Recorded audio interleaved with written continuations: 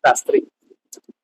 మరి ఆ ఇచ్చిందేదో మనం చూద్దాము. అయితే కనుక మరి ఇక్కడ చిన్న విషయాన్ని గమనిస్తే 12 సంవత్సరాల నుండి అమితమైన ఆ స్త్రీ ఈ లోకపరమైన భాషలో దేవునికి సమర్పించినటువంటి ఆ కానుకను దేవుడు స్వీకరించిన మరుక్షణమే స్వస్థపడి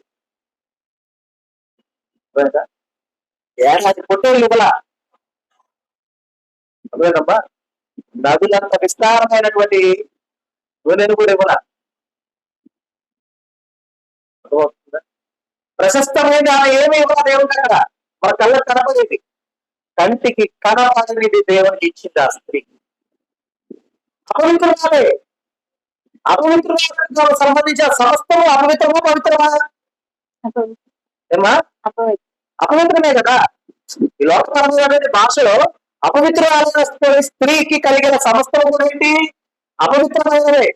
కానీ ఆ అపవిత్రమైనది ఈ లోకానికే, కానీ దేవుడు అది పవిత్రంగా దేవుడు స్వీకరించినటువంటి ఆ విధానంలో మనము మాత్రం మనం ఎట్లా ఉంటామంటే ఏ విధంగా ఎదుటి వారిని బాధించాలో ఆ విధంగానే మనం ఆలోచిస్తాం.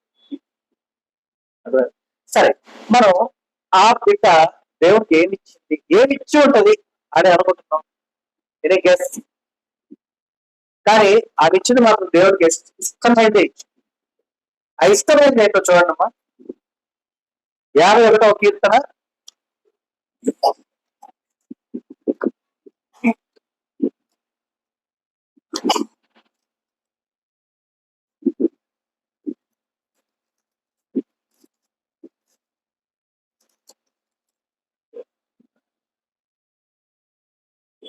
16-17 వచనాలు చూడండి. నీవు బలిని కోరివాడు కాదు, కోరిన ఎడల నేను అర్పించును. దహన బలి నీకు ఇష్టమైనది కాదు, విరిగిన మనస్సే దేవునికి ఇష్టమైన బలి. దేవా, విరిగి నడిగిన హృదయంలో నీవు అలక్ష్యం చేయు. ఆ బిడ్డ దేవుడికి ఇష్టమైనది ఒకటి ఇచ్చేసింది. ఏమిచ్చిందమ్మా చూడండి. నీవు బలిని కోరువాడు కావు. ఒకవేళ దేవుడికి ఒక బలినే కోరితే కనుక ఆమె చాలా ఇవ్వాల్సి వచ్చేది. అవునా?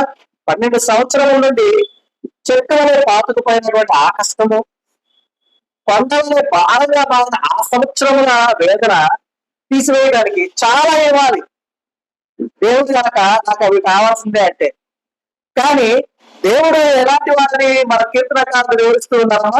నువ్వు బలిని కోరువాడు కాదు, కోరిన అలా నేను అర్పించుదును. దహన బలి నీకు ఇష్టమైంది కాదు. క్లియర్గా కీర్తనకారుడు చెప్తున్నాడు. అలాగే